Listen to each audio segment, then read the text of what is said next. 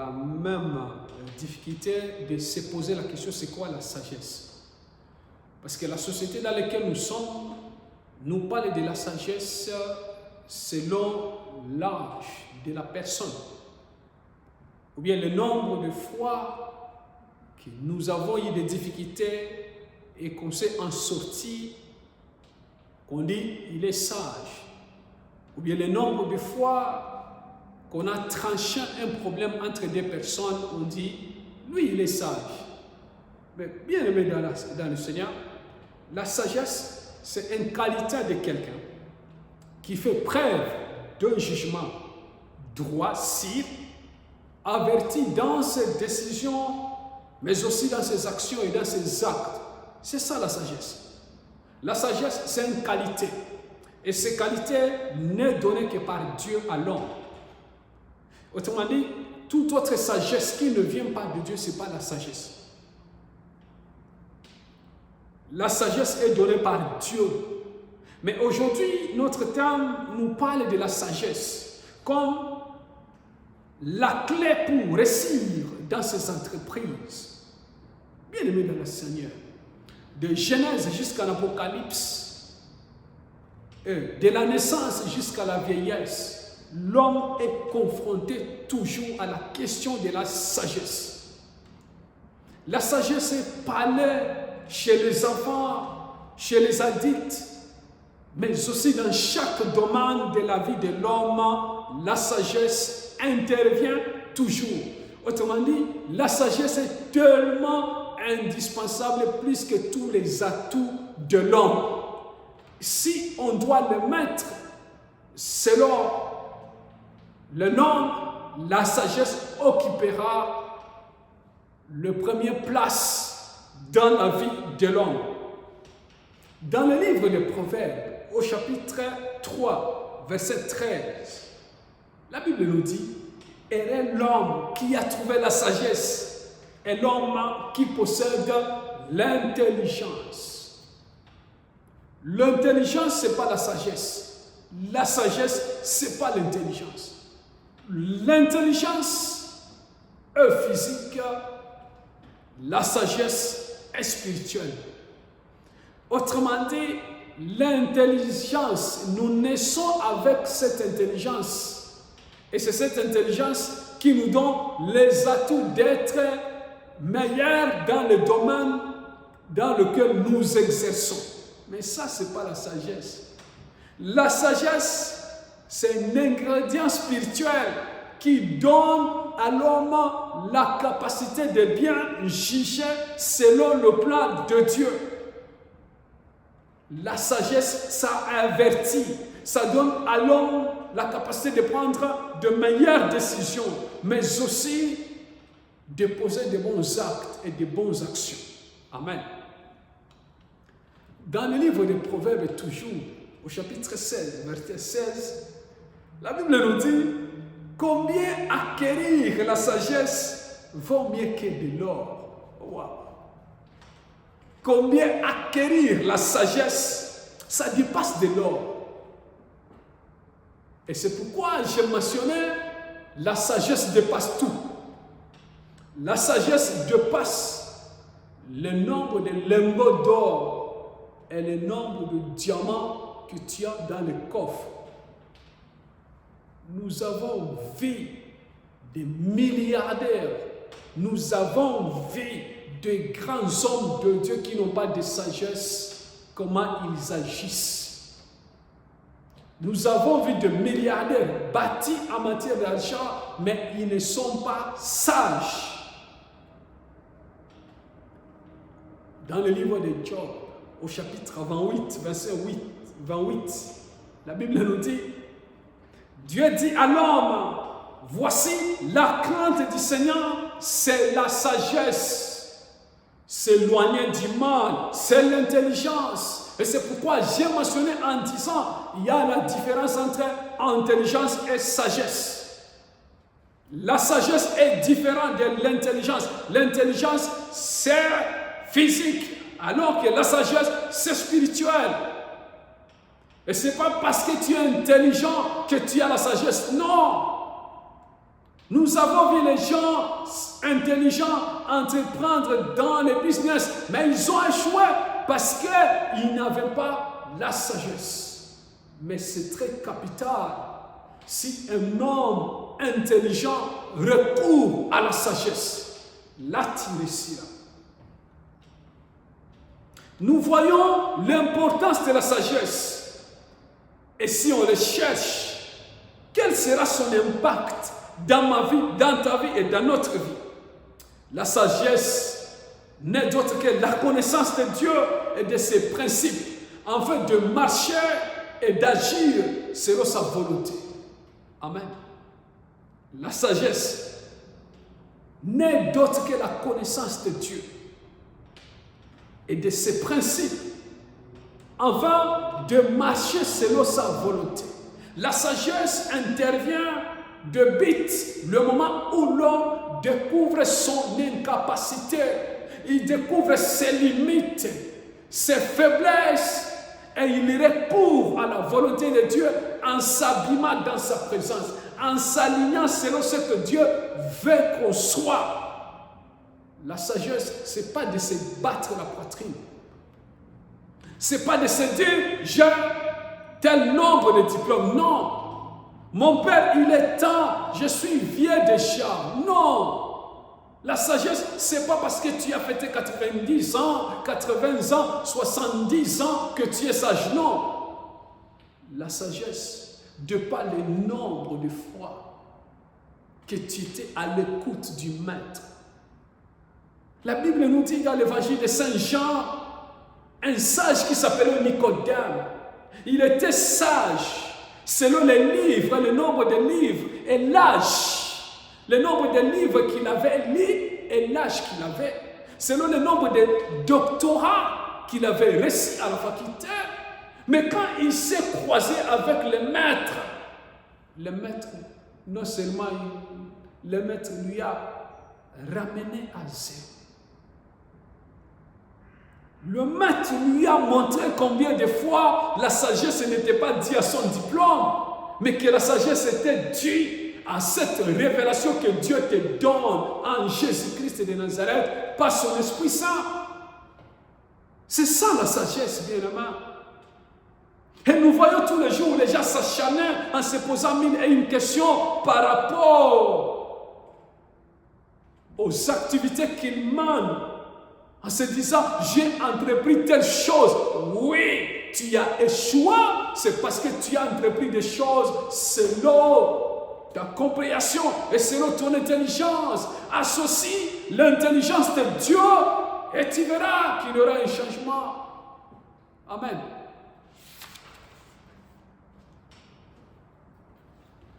Réussir dans la vie, c'est bien. C'est très bien de réussir dans la vie.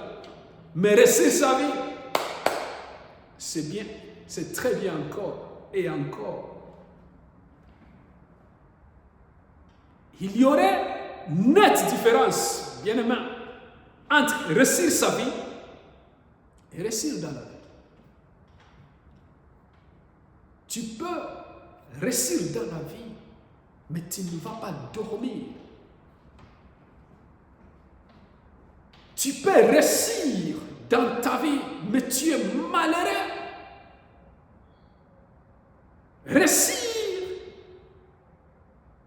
dans ta vie, c'est quand tu calcules la fortune que tu as, le bien que tu as amassé, le nombre de connaissances des personnes que tu as, et ça crée en toi l'orgueil. Et tu ignores que tu as calculé ça à 15 heures, mais c'est à 19h, 20h que tu faisais une crise cardiaque qui va t'amener directement à l'hôpital. Mais aussi, tu vas en mourir. Alors que quand tu réussis dans la vie, malgré le bio que tu as, toi et ces biens-là glorifient l'Éternel. C'est sans réussir ta vie. Réussir ta vie, c'est s'attacher à Dieu, à ses principes, à ses commandements, en le proclamant jour et nuit, qu'il est le maître de toi, mais aussi le maître de tout ce que tu possèdes. Amen. La vraie réussite, c'est que notre travail nous ramène tous les jours à la volonté de Dieu. Et ça devrait être notre devise de tous les jours. Réussir dans la vie, je le répète, dans tes entreprises, devrait nous ramener tous à la volonté de Dieu. Devrait nous soumettre à cette volonté, afin que non seulement nous marchions dedans, mais aussi que ça devient notre devise, ma devise, ta devise, à toi.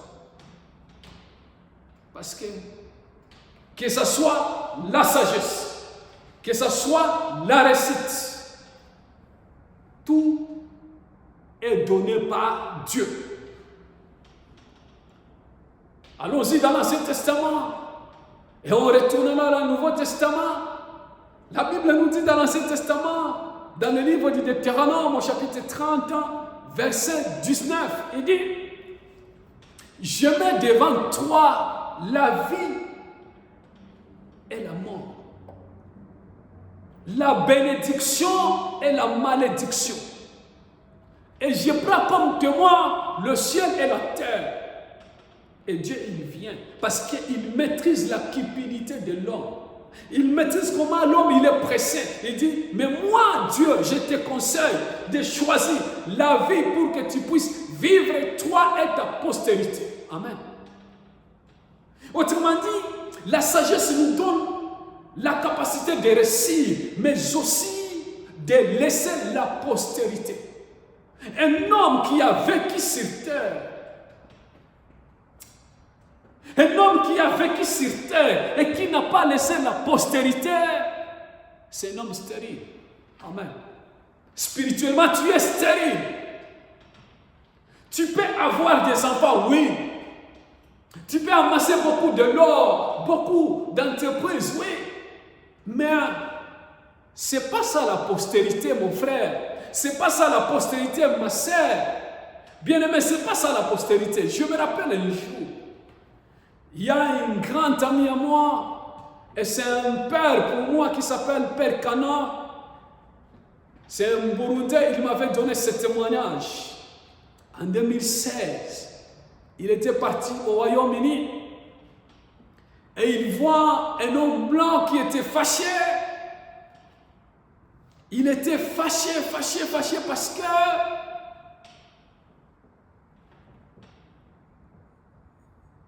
cet homme, il avait aussi son ami qui était noir. Et il voulait que cet ami noir reste au Royaume-Uni. Il lui a dit, qu'est-ce que tu iras faire en Afrique? Mais les gens meurent, les gens souffrent. Ici en Afrique, ici en Europe, on ne meurt pas rapidement. Et l'homme noir, il a répondu à ce blanc. Tu sais, je suis d'accord qu'en Europe, on ne meurt pas, mais aussi on ne vit pas. Il ajouta, tandis qu'en Afrique, là où je me presse pour retourner, on meurt après avoir vécu. Un homme qui a vécu, c'est un homme qui a laissé la postérité. Et pour ça, ça ne dépend pas de l'âge dont Dieu t'a appelé. Non! Nous voyons les saints de 18 ans. Nous avons les frères et sœurs qui ont été béatifiés à 30 ans. Quel genre de vie qu'ils ont mené? Une vie droite, une vie attachés à la vie de Jésus. Ils ont réussi dans leur vie. Et ils ont réussi leur vie. Ils ont réussi dans la vie. Parce qu'ils ont attaché leur vie selon la volonté de Dieu et non pas leur volonté. Amen.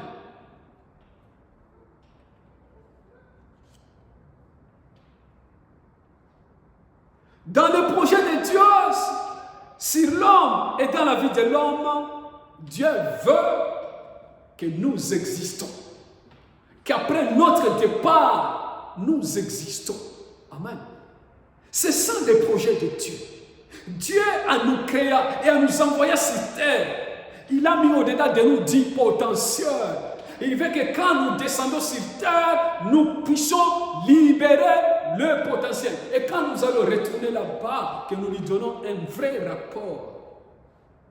Exister, ça veut dire ramener le potentiel à l'existence physique. Le potentiel intérieur, bien-aimé, si tu ne le détaches pas, tu ne le renoues pas, si tu ne l'amènes pas au dehors de toi, tu mourras stérile spirituellement. C'est ce potentiel qui te pousse à la réussite.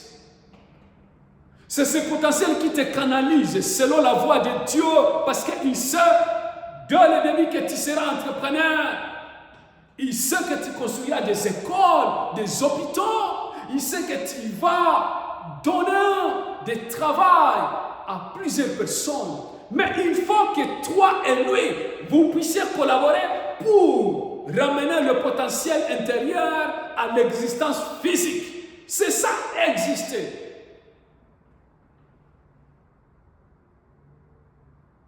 Laisse-moi te dire une chose. Que ce n'est pas parce que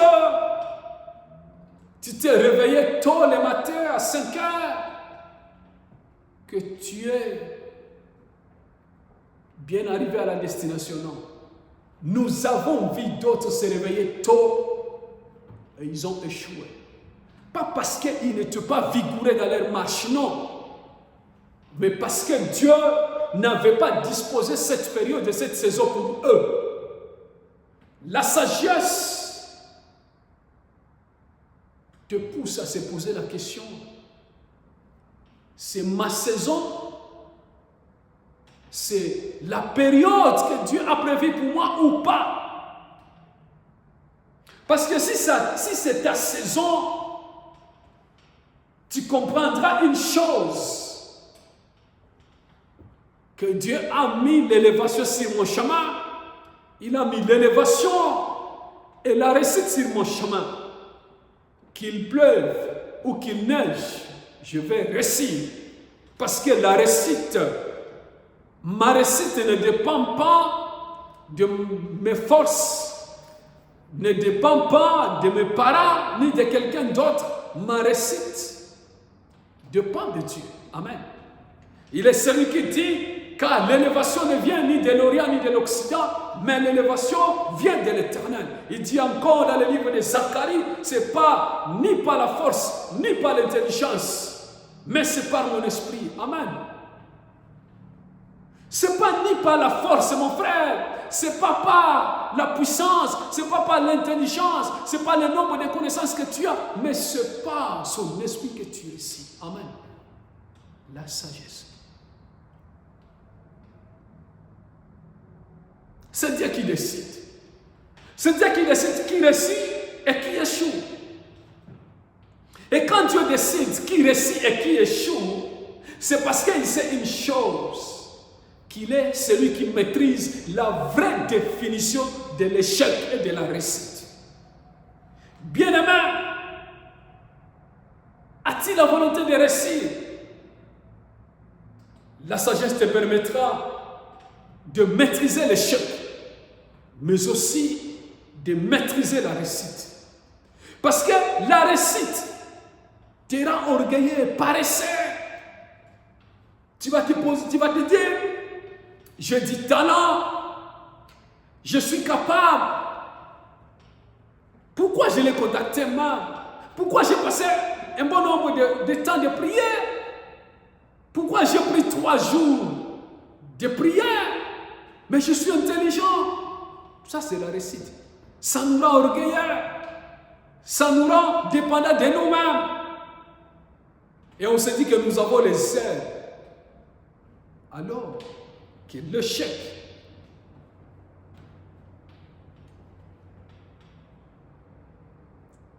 nous rend martyrs. L'échec nous rend martyrs. Et cette maturité qui est due à l'échec, bien-aimé, c'est comme un vaccin dans ton corps. Ça ne sortira plus jamais. Ça ne sortira plus jamais. C'est comme un vaccin dans ta vie. Et si l'Éternel permet l'échec, c'est pour te rendre mature. Car la pire des choses qui puisse arriver à un homme, c'est d'avoir du succès sans la maturité. Nous le voyons. Nous sommes dans une génération 21e siècle où nous avons accès à tout. Le continent, le monde est devenu petit. La même chose qui se passe aux États-Unis, on le voit en direct. Rien ne se cache plus. Tout est voilé. Tout est dévoilé déjà. Nous voyons les gens qui ont réussi, ils ont gagné au loto. 6 mois après, ils sont des sans-abri. C'est par manque de la maturité. C'est pourquoi Dieu, avant de t'amener à la réussite d'abord, il introduit l'échec. Cet échec, ça devient une leçon de maturité sur ta vie. Afin que tu puisses savoir que ton élévation ne dépend pas de toi ni de tes moyens, mais que ton élévation dépend du bon vouloir de notre Seigneur Jésus. Amen. Tu sais, Dieu a prévu la réussite sur ton chemin. Parce que quand on voit l'évangile de Saint Luc, au chapitre 2, verset 51, nous voyons l'homme Jésus. Il était Dieu, vêtu de la puissance. Mais la Bible nous dit, Jésus croissait en sagesse, en stature, en grâce devant Dieu et devant les hommes. Amen. Il croissait en sagesse, en stature, en grâce. Et ça, devant Dieu et devant les hommes. Il ne grandissait pas seulement en sagesse, non, parce qu'il était Dieu, mais aussi en stature, autrement dit, physiquement aussi, il grandissait. Dans tout ce qu'il apprenait, il grandissait. Laisse-moi te dire, Jésus, il était un enfant sous son maître. Et son maître d'abord était son père Joseph, qui l'apprenait à faire.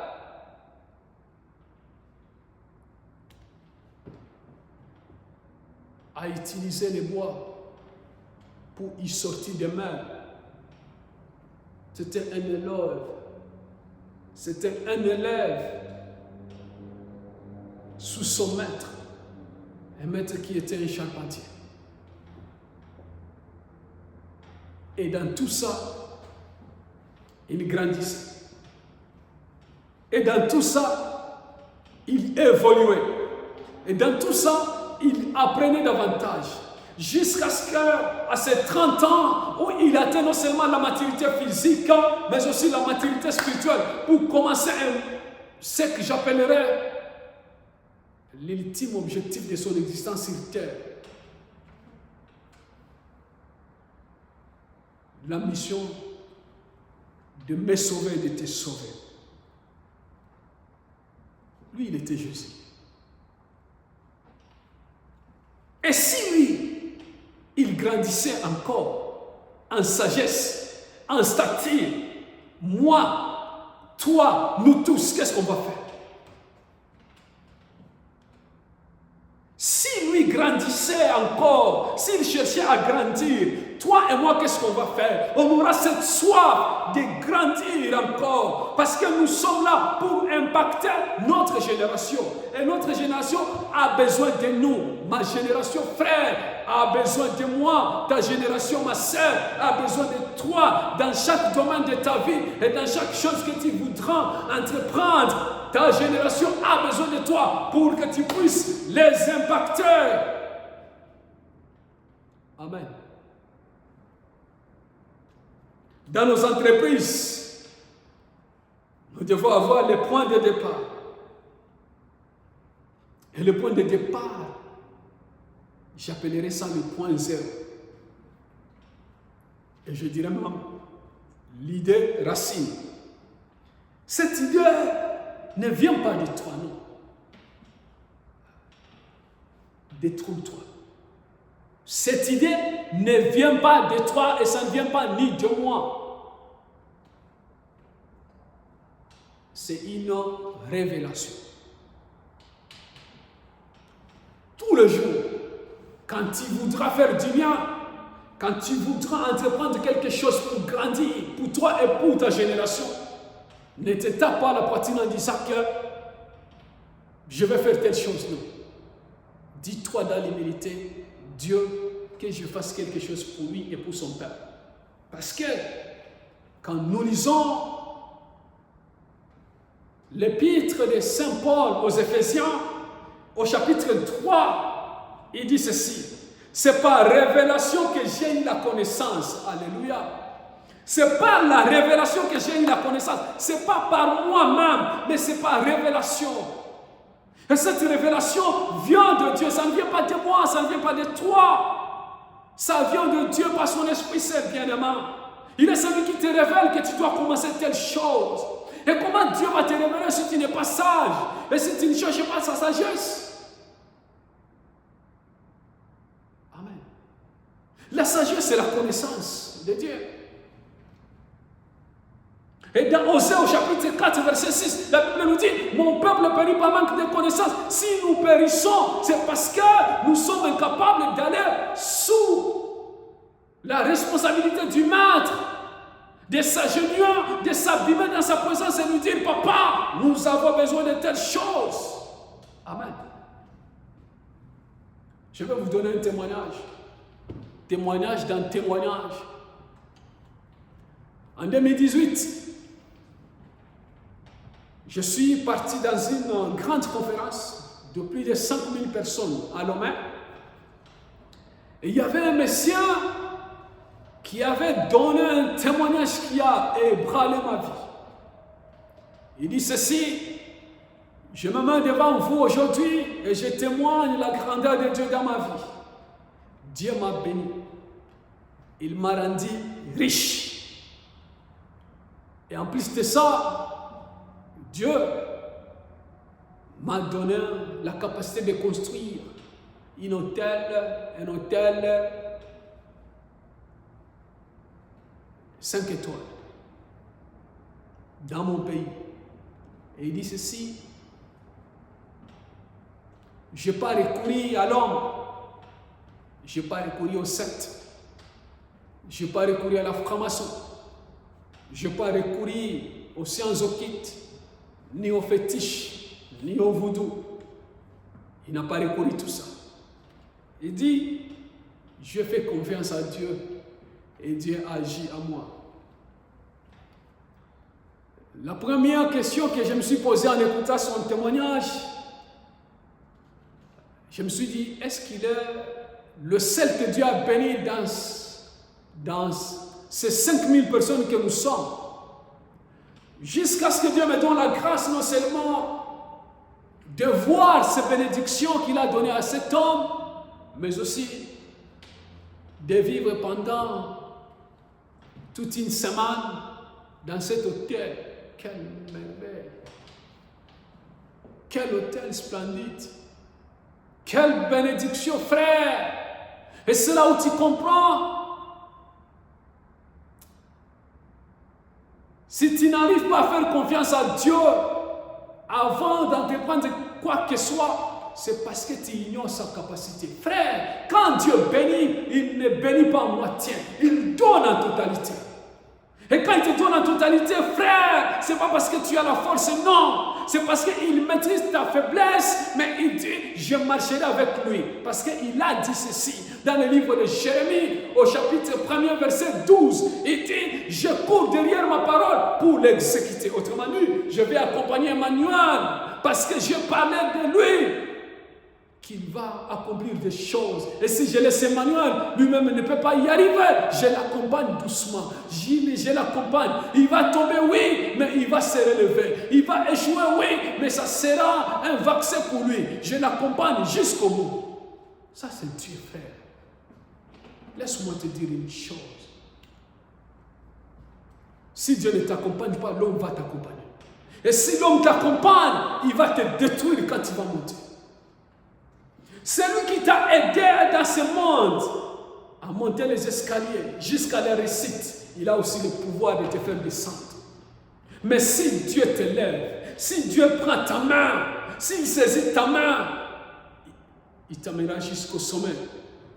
Et en aucun jour, il ne va pas se plaindre. Parce qu'il dit, l'or et l'argent m'appartiennent. Il est le vrai architecte, lui qui a construit tout. Il est le vrai initiateur des projets, lui qui a initié tous ces projets de l'homme. Pendant 5 jours, il dit que l'homme va régner sur toutes choses. Ça, c'est Dieu, frère. Ça, c'est Dieu, ma sœur. Amen.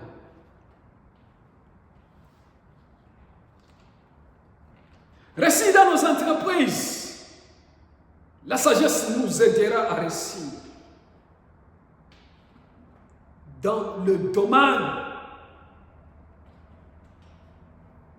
des finances, du mariage, de l'éducation de mes enfants, des études, dans mes entreprises, petits soient-ils, et d'autres choses. Mais une chose, bien-aimé, si tu as déjà fait confiance en Dieu, tu as recouru à sa sagesse, je te supplie, arrête de douter. Arrête d'avoir peur parce que il t'a déjà dit qu'il est derrière toi et il est avec toi. Et s'il t'a dit ça, bien-aimé, tu n'as pas besoin de plus. Parce que pour que Dieu te lève, il n'a pas besoin de ton diplôme. Pour que Dieu te lève, il n'a pas besoin de ton père, il n'a pas besoin de ton maître, il n'a pas besoin de ton doctorat, il n'a pas besoin de tout ça. Et j'ai vu les gens se plaindre, se dire, moi je n'ai pas fait de grandes études. Quelle corrélation y a-t-il entre l'élévation de Dieu et le nombre de diplômes? Il n'y en a pas. S'il y en avait, et si tu déclares qu'il y en a, bien aimé, peut-il démontrer la démarcation entre dans l'air, l'atmosphère qui sépare l'Allemagne et la France? Il n'y en a pas. Qui sépare le Togo et le Burkina? Il n'y en a pas.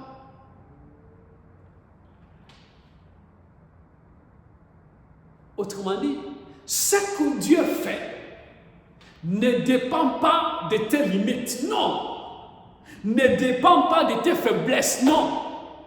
Il sait tout ça, qu'Emmanuel, il est faible. Mais il dit, en Emmanuel, j'ai investi. Il est celui qui a ramené David, lui qui était un berger, derrière le troupeau. Il lui a conduit jusqu'au sommet du royaume. Il lui a fait asseoir sur le trône, dont les sages et les autres en viennent, mais il a dit, c'est lui que j'ai choisi.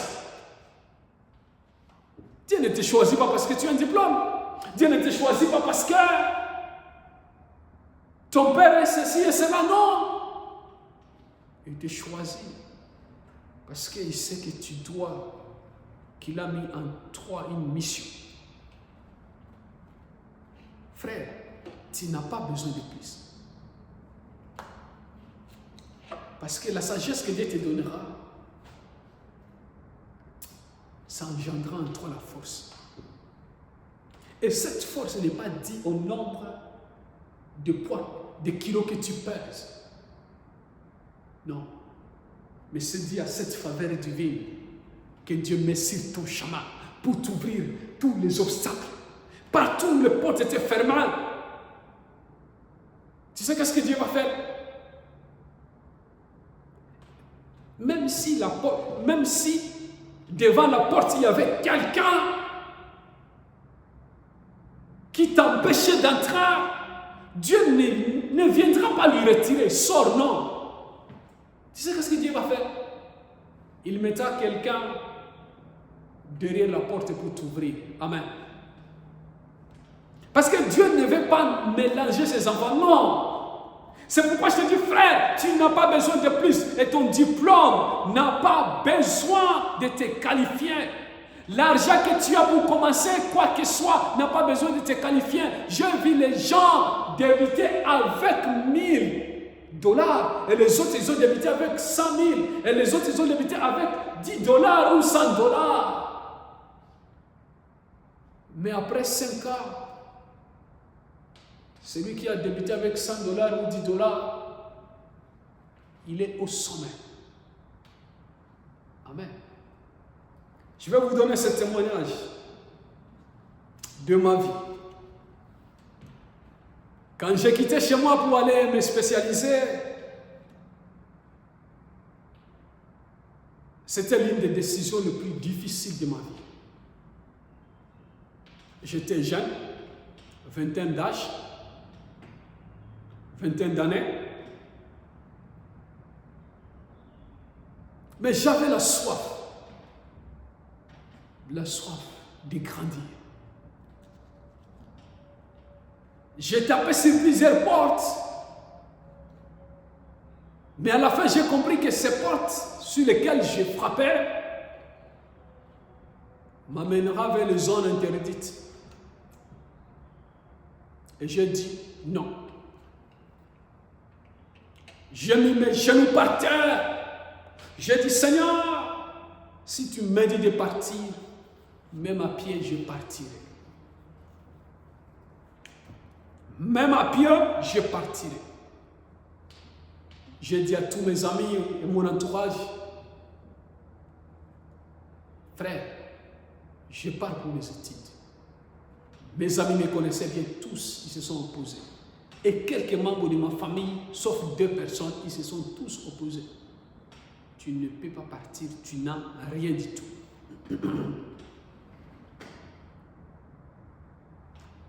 Dieu m'a aidé à regrouper juste le billet d'avion aller sans retour.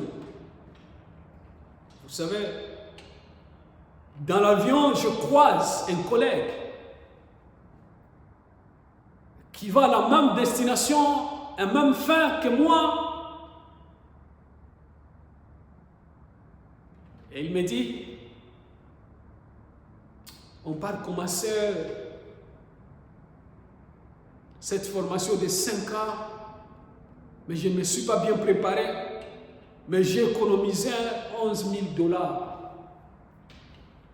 $11 000. Et quand j'ai écouté $11 000, au fin fond de moi, je me suis dit, qu'est-ce que je suis venu faire ici? Vous savez pourquoi? Parce que je n'avais que 35 000 francs CFA. À l'époque, ça équivalait à 70 $. Et le français de chez moi dit $70. Je me suis mis ici et je lui ai regardé 11 070 € ou bien dollars. J'ai rigolé.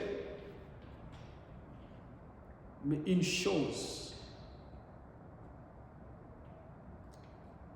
je ne regardais pas sur l'argent que j'avais, mais j'ai regardé celui qui était à mon arrière-garde, celui qui m'a dit, je suis avec toi. C'est pourquoi, bien-aimé, quand Dieu te dit, commence avec le peu que tu as, commence.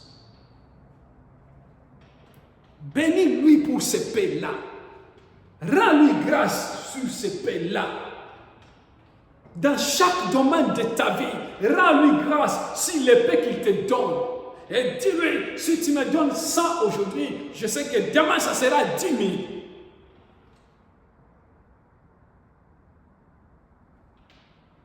5 ans après, je ne me demandais plus où l'argent venait. Vous savez pourquoi? Parce qu'avec le temps, j'ai compris que quand tu travailles dans la sagesse de Dieu, tu acquiers une connaissance basée sur la foi, de comprendre que quand tu t'es lamenté, où est-ce que je vais tirer telle chose, Dieu l'a déposé devant toi. À l'avance, Dieu avait déjà fait toutes ces économies de 5 ans que je vais payer. Il me suffisait juste une chose, que je lève mon pied, mais pas mes jambes pour partir. Amen. Jusqu'aujourd'hui. Je rends grâce à Dieu. Toutefois, nous le savons tous. Tu le sais comme moi. Souvent nous faisons recours au conseil des gens. Et la majeure partie de ces conseils ne suffit pas. Parce que l'entourage nous étouffe. L'entourage nous dit, moi, ce business, j'avais commencé avec telle chose. Quand j'ai commencé à me préparer pour le mariage, moi et ma fiancée, on avait 20 000 euros. Et toi, tu n'as que 1 000 euros. Tu te dis, comparativement, je vais encore attendre. Laisse-moi te dire que quand tu attends, les aiguilles de la montre ne t'attendent pas. Ça bat toujours et ça avance. C'est bien d'écouter les gens. Mais si tu écoutes les gens plus que Dieu, tu as échoué. Mais si Dieu utilise ces gens pour te bénir, gloire à Dieu. Et souvent, nos désirs personnels et nos ambitions et la soif de réussir et de vivre nous poussent à tout expérimenter. On se dit, je prends Dieu d'une part et je prends seulement d'une autre part. Non, c'est frère. Choisis une chose. Choisis Dieu. Il dit, choisis la vie et la mort. Choisis la vie et tu vivras. Parce que si nous nous confondons, si nous refusons de mettre la part des choses, nous risquons de tomber dans les interdites. Et il y a plusieurs zones qui sont interdites aux enfants de Dieu. Plusieurs que je ne citerai même pas que tu connais. En tout, frère, Dieu a une solution. Si tu as peur, si tu doutes, si tu n'as pas d'argent, si tu as tout. Si tu doutes et si tu es dans la spéculation, Dieu, il a une solution. Et la solution se trouve dans le livre des Proverbes, au chapitre 2, verset 3 et verset 10. Il dit ceci. Si tu appelles la sagesse viendra dans ton cœur. Et la connaissance fera des délices de ton âme. Quelle belle parole. Quelle parole, quelle sagesse. Il dit, si tu appelles la sagesse va venir. La sagesse viendra. Où? Dans ton cœur. Et la connaissance fera des délices de ton âme. La connaissance fera des délices de ton âme. Ici, la sagesse est tellement personnifiée. Et la sagesse, il s'agit de Jésus. Et si tu l'invoques, si tu lui demandes de t'aider, frère, il est là, il est prêt à t'aider. Il va avancer avec toi. Il est prêt à tout pour toi.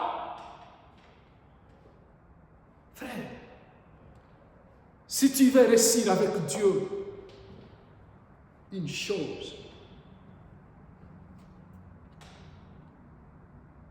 change ta position. et Dieu changera ta situation.